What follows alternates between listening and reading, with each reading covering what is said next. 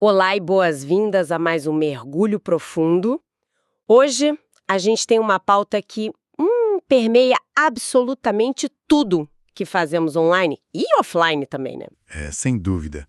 Tudo mesmo. Nossa mesa hoje está coberta por um arcabouço regulatório gigante. A gente está falando do texto oficial da Lei Geral de Proteção de Dados Pessoais do Brasil, a famosa LGPD. Aquela que nasceu lá em 2018. Exato. Mas a gente vai analisar aqui com todas as atualizações mais recentes, incluindo a Lei número 15.352, que foi promulgada agora em 2026. A missão desta nossa análise de hoje é bem clara. Nós queremos traduzir toda essa complexidade jurídica, esse jargão denso, em um mapa bem prático. Um guia de como as informações pessoais de todo mundo são tratadas nessa era digital. E esse é um contexto fundamental de se estabelecer logo de cara. Existe um consenso hoje no mercado de tecnologia de que os dados pessoais funcionam como o ativo mais valioso de todos. É o petróleo do século XXI. Com certeza. Eles alimentam desde aquela publicidade direcionada que aparece no celular até o treinamento de grandes modelos de inteligência artificial. Então, para quem está acompanhando a gente, é importante visualizar essa lei não só como um monte de proibições chatas. Não é só um botão de bloquear, né? Não mesmo. É a cartilha de governança do país. Ela dita quem tem a permissão para perfurar, refinar e lucrar com esse ativo, criando limites intransponíveis para garantir as nossas liberdades civis. E antes da gente entrar na mecânica pesada da lei, vale reforçar a nossa regra de ouro de sempre. O nosso foco aqui é estritamente analítico. A gente vai olhar para a engrenagem dessa máquina jurídica sem qualquer viés. Perfeito. Focando puramente no que o texto determina e em como ele protege quem está ouvindo. Então, com as regras do jogo na mesa, vamos desembolar isso. Para começar, a gente precisa mapear a jurisdição. Onde, na prática, essa lei tem poder de fogo? Lá no artigo 3º. O artigo 3º é desenhado de um jeito bem pragmático para evitar brechas geográficas. A lei não liga para onde é o endereço físico ou a sede da empresa. A regra é simples. Se a coleta dos dados aconteceu no Brasil ou se o serviço é oferecido para indivíduos no território nacional, a lei cai matando de forma integral. Tipo um aplicativo asiático ou europeu? Exatamente.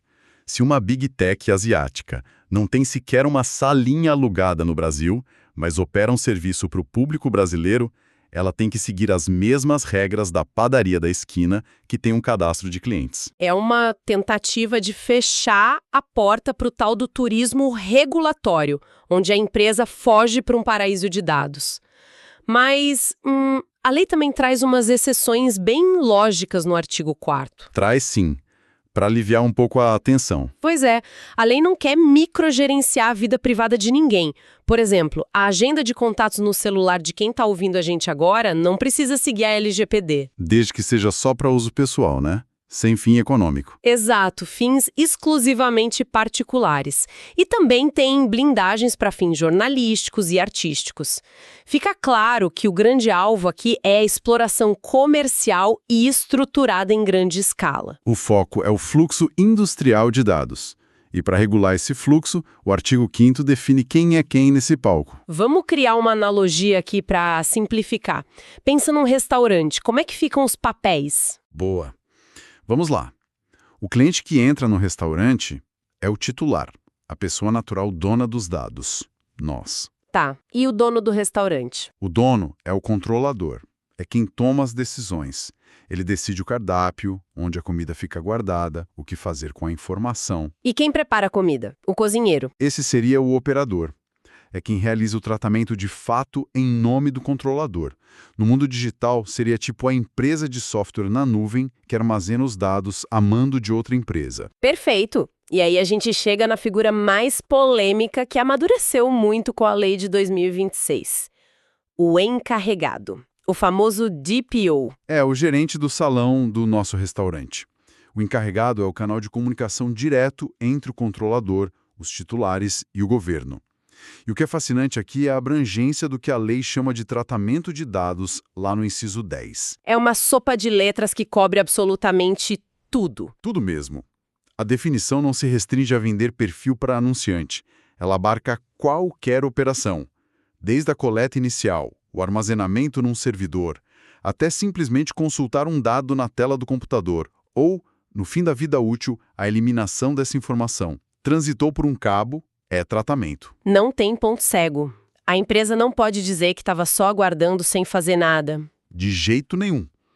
A abrangência é intencional para pegar tudo. O que nos leva diretamente para o campo das regras do jogo. Porque não basta a empresa simplesmente querer os dados, né? Precisa ter uma base legal, um motivo lícito. O artigo 8º fala muito do consentimento.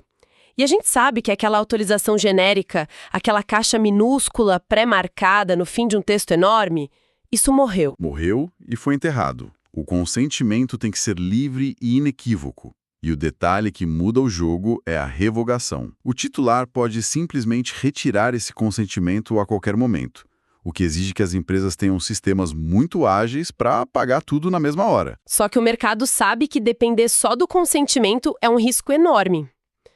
Aí eles tentam correr para o tal do legítimo interesse do controlador, no artigo 10. Ah, o famoso legítimo interesse. E aí mora o perigo, porque as empresas acham que é um passe livre. E não é. Nem de longe. Isso exige uma transparência tremenda. O controlador só pode usar os dados estritamente necessários para uma finalidade muito concreta e legítima. Não dá para simplesmente sugar os dados do celular inteiro do usuário com a desculpa de, melhoria de serviços. O titular mantém o direito de bater o pé e se opor a isso. E quando a pessoa percebe que está no meio dessa engrenagem toda, o artigo 18 dá um arsenal de direitos maravilhoso para a gente. Um arsenal pesado. Tem o acesso facilitado aos dados, tem a portabilidade, que é poder pegar o seu histórico e levar para o concorrente sem fricção, tem o direito de eliminar dados que foram tratados com consentimento e um dos meus favoritos, o direito de saber com quem a empresa compartilhou os seus dados. Acaba o segredo das parcerias comerciais feitas nas sombras.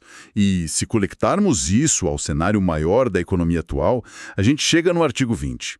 Decisões automatizadas. Isso é vital hoje em dia. Inteligência artificial, algoritmos. Exato. A lei garante o direito de pedir a revisão de qualquer decisão tomada unicamente de forma automatizada.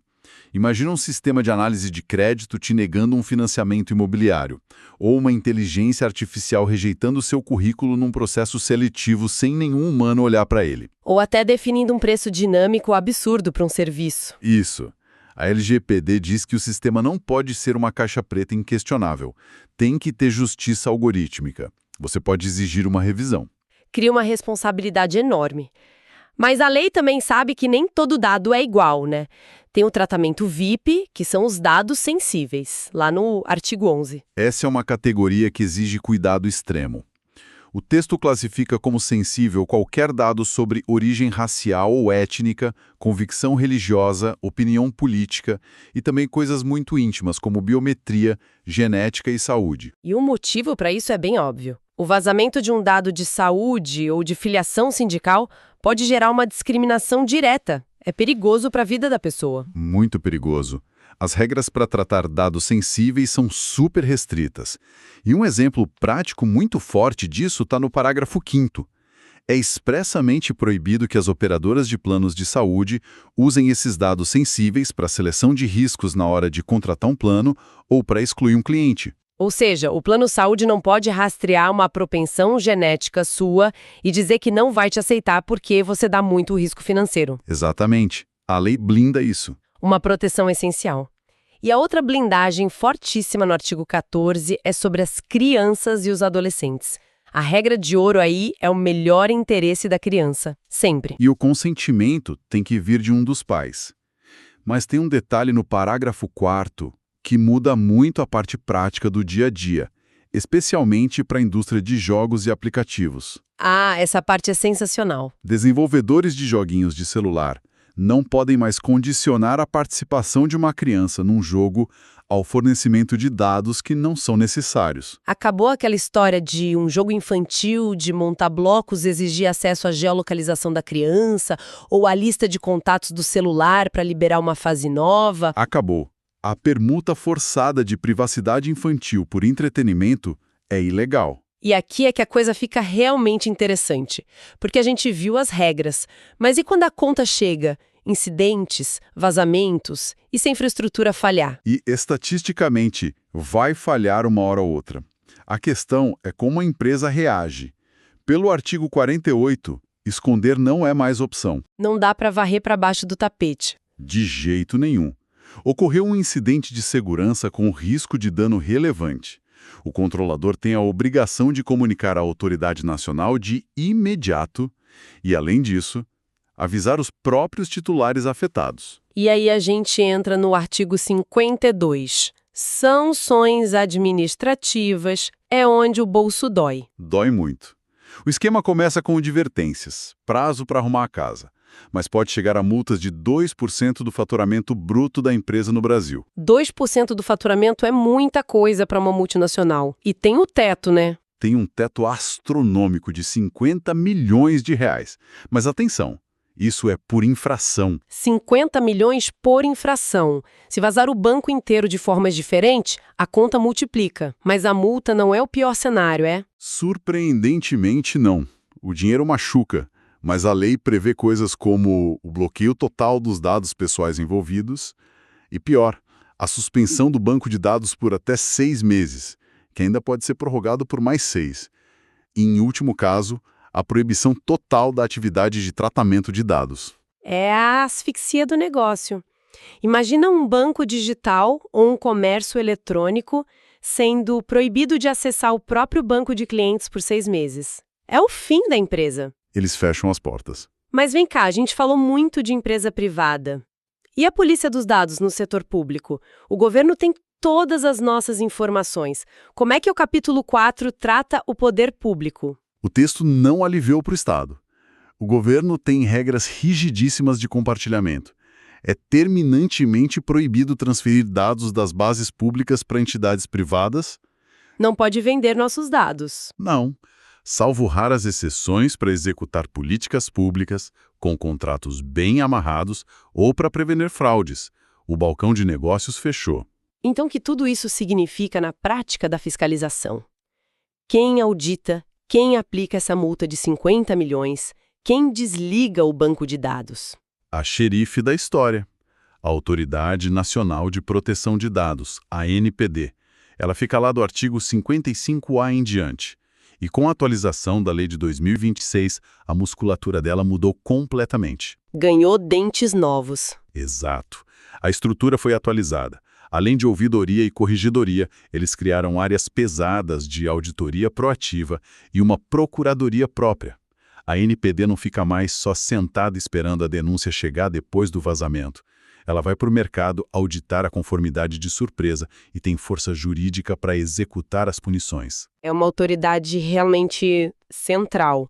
E tem a questão das fronteiras também, porque a internet é global. E os dados muitas vezes vão parar em servidores fora do país. Isso levanta uma questão importante do artigo 33, a transferência internacional. Não faria sentido a lei cobrar tudo isso no Brasil e deixar a empresa simplesmente mandar o banco de dados para um país sem lei para fazer o que quiser. Fugir da jurisdição num clique. Pois é. Então a lei define que enviar dados para fora do Brasil só é permitido se o país de destino tiver um grau adequado de proteção. A ANPD tem que atestar que o nível lá fora é equivalente ao nosso. E se não for? Se o servidor ficar num país que não tem esse selo de aprovação? Aí a empresa precisa apresentar garantias bem rígidas. Cláusulas padrão em contratos internacionais, selos de certificação aprovados. A responsabilidade viaja junto com o dado. O controlador aqui no Brasil responde por qualquer desvio que acontecer lá fora. Um cerco bem fechado. Para fazer um resumo breve dessa nossa conversa, a lei transforma os nossos dados pessoais numa extensão real dos nossos direitos civis fundamentais. Ela criou responsabilidades, penalidades que quebram o negócio se não forem respeitadas e montou um xerife estatal de peso para fiscalizar tudo isso até o detalhe da nuvem no exterior. É uma transformação cultural gigantesca para a economia digital. E para a gente fechar esse nosso encontro de hoje, eu queria deixar um ponto provocativo que me faz pensar bastante. Ele está no artigo 12. A LGPD fala sobre dados anonimizados. Que são aqueles dados que perdem o vínculo com a pessoa, certo? Isso, eles passam por uma lavagem e não identificam mais ninguém. A lei diz que dado anonimizado não é dado pessoal, logo, a lei não se aplica a eles. Ficam isentos. Ficam isentos, com um grande porém. A não ser que o processo de anonimização possa ser revertido usando, e aqui eu cito a lei, esforços razoáveis. Esforços razoáveis. Pois é. E a provocação é justamente essa. A gente está num cenário de evolução brutal em computação quântica e inteligência artificial preditiva, ferramentas que cruzam milhões de dados em segundos. O que é considerado um esforço razoável para reverter uma anonimização hoje, comparado com o que vai ser um esforço razoável daqui a 5 anos? Nossa, é verdade. O conceito de razoável muda junto com o poder de processamento das máquinas. Exatamente. Aquele banco de dados que as empresas hoje consideram super seguros, totalmente impessoais, pode muito bem virar um livro aberto amanhã. O anonimizado de hoje é o vulnerável de amanhã. É uma corrida de gato e rato perpétua entre o avanço da tecnologia e o limite da legislação. Fica esse convite para a audiência refletir. Um convite e tanto. Mostra que o trabalho de proteção de dados nunca acaba, é um ciclo constante. Muitos insights hoje sobre governança, direitos civis e esse paradoxo temporal da tecnologia. Foi um papo excelente, a gente se vê no nosso próximo mergulho profundo. Até a próxima análise.